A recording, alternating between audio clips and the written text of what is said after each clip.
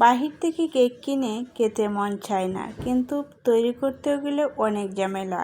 এরকম সমস্যায় অনেক আপুরা আছে, কিন্তু এরকম সমস্যায় আর পড়তে হবে না। আসসালামু আলাইকুম এভরিওয়ান, ওয়েলকাম টু জান্নাত কুকিং চ্যানেল। আমার আজকের রেসিপি ভ্যানিলা স্পঞ্জ কেক, তাও আবার বেকিংয়ের ঝামেলা ছাড়াই। মাত্র 10 মিনিটে কেকটি তৈরি করে নিতে পারবেন। আর সব দিক দিয়েই কেকটি হবে অনেক বেশি পারফেক্ট, আর খেতেও হয় অনেক বেশি মজার। কেকটি তৈরি করে নেওয়ার জন্য মিক্সিং বলে নিয়েছি 2টি নর্মাল তাপমাত্রার ডিম। এখন আমি ডিমের কুসুমগুলো আলাদা করে নিয়েছি, আর ডিমের সাদা অংশগুলো আলাদা করে নিয়েছি। এখন একটা ইলেকট্রিক বিটার দিয়ে একদম লো স্পিডে আমি 2 মিনিট বিট করে নিচ্ছি সাদা অংশগুলো। আর মিষ্টির জন্য নিয়েছি 1/3 কাপ চিনি। অল্প অল্প চিনি আমি দাফে দাফে দিব, তাহলে দেখবেন কেকের ফোমটা খুব সুন্দরভাবে রেডি হয়ে যাবে, আর চিনিটাও খুব সুন্দর করে গলে যাবে। অল্প অল্প চিনি দিয়ে এভাবে বিট করে নিলে দেখবেন চিনিটা দ্রুত গলে যায়, আর ফোমটাও পারফেক্ট হয়।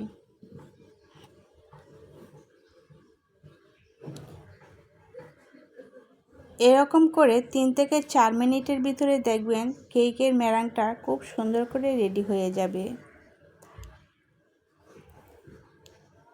এখন আমি এখানে দিয়ে দিচ্ছি ডিমের কুসুমগুলো দিয়ে আবারও 1 থেকে 1.5 মিনিট বিট করে নেব।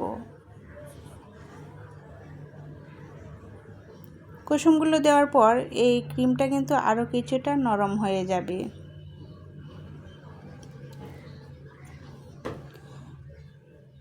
এখন আমি আর বিট করব না। বিট করার পর এই ক্রিমের ঘনত্বটা এরকম হবে।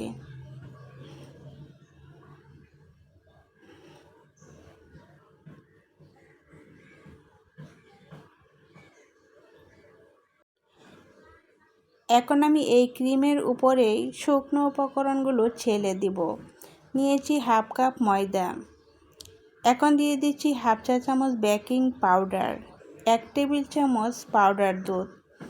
সব কিছুর মেজারমেন্ট যদি ঠিক রাখেন তাহলে কেকটা অনেক বেশি পারফেক্ট হবে। কিছুটা মিশ্রণ আমি এরকম ছেলে নিয়ে মিশিয়ে নিচ্ছি।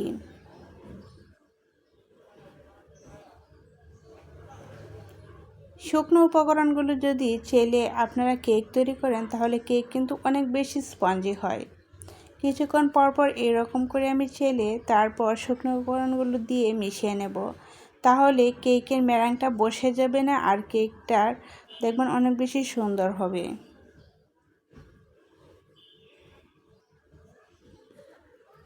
মিশানোর কাজটা আলতোভাবে করে নিতে হবে। এক সাইড থেকে ফোল্ডিং মেথডে ঘুরিয়ে ঘুরিয়ে মিশিয়ে নিতে হবে, নাহলে কিন্তু ফোমটা বসে যাবে, আর কেকটা অনেক বেশি ফ্লাফি হবে না, বসে যাবে।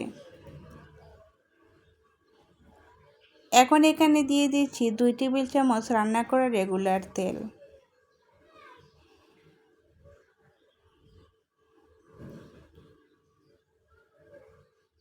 দিয়ে দিচ্ছি 1 চিমটি লবণ, 1/4 টিস্পুন ভ্যানিলা এসেন্স, 2 টেবিল চামচ লিকুইড দুধ। এই দুধটা জাল করে ঠান্ডা করে তারপর ব্যবহার করতে হবে। এখন এখানে আর কোনো কিছুই ব্যবহার করতে হবে না, সব কিছু আলতোভাবে আমি মিশিয়ে ব্যাটারটা রেডি করে নেব।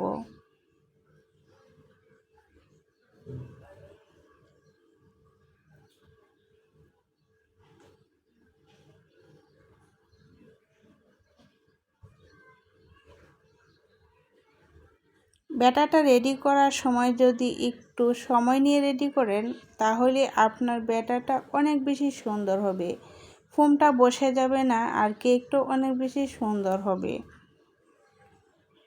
এ সময় কিন্তু এই কাজগুলো ধৈর্য সহকারে করে নিতে হবে, তাড়াহুড়া করলে কিন্তু চলবে না।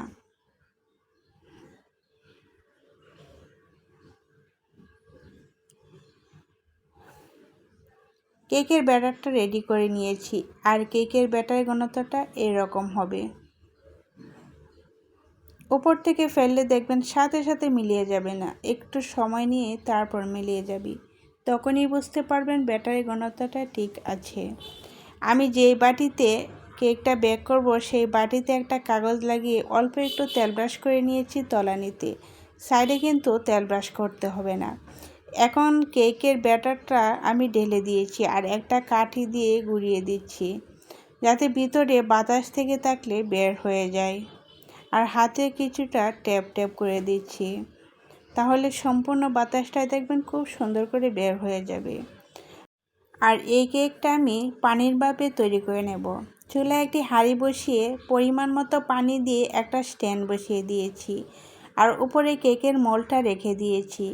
কেকের মোলটা যখন রাখবেন পানিটা একেবারে তলানিতে থাকতে হবে, না হলে কিন্তু পানিটা যখন বলক এসে যাবে তখন কেকের উপরে চলে আসবে। আর একটা ঢাকনা দিয়ে ঢেকে দিয়েছি, ঢাকনাটাও আমি একটা কাপড় দিয়ে ঢেকে দিয়েছি, যাতে কেকের উপরে ঢাকনার পানিটা না পড়ে। এরকম করে আমি 10 থেকে 15 মিনিট কেকটা স্টিম করে নিয়েছি আর চুলার আঁচটা লো থেকে হালকা একটু বাড়িয়ে রেখেছিলাম। এখন আমি কেকটা চুলা থেকে নামিয়ে ঠান্ডা করে আপনাদেরকে ডিমোল্ড করে দেখাচ্ছি।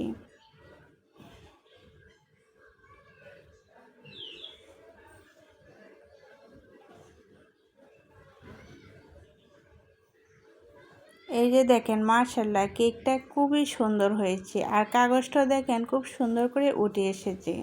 আর কেকটা অনেক বেশি স্পঞ্জি হয়েছে, অনেক বেশি জালিদারও হয়েছে।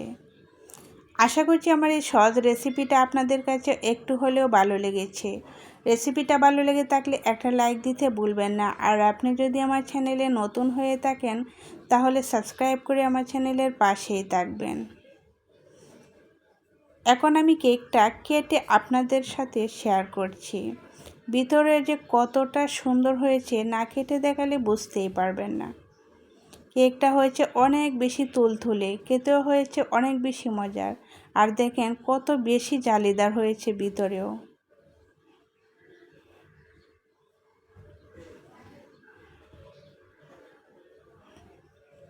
আজ তাহলে এ পর্যন্তই। সকলেই ভালো থাকেন, সুস্থ থাকেন। আল্লাহ হাফেজ।